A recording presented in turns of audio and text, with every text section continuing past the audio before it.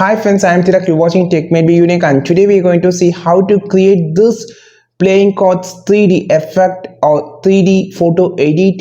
And if you're new to this channel, make sure to click on subscribe button below. We just quickly move on to the video. So first of all, you just download Polish Photo Editor from the Play Store.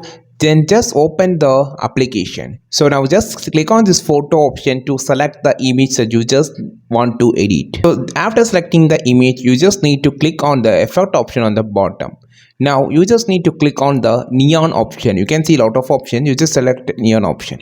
After selecting the neon option, you can see a lot of category here. So you just swipe this side and click on this funny option.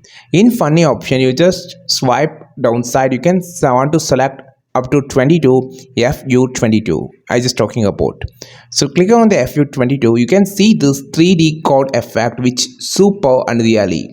If you just cross this image to your face, you can see the sum of cards will be on the background. So this background and foreground effect which make it really look like a 3D code effect. And you can just resize it and rotate it, and whatever that you want just needed, you can just create it.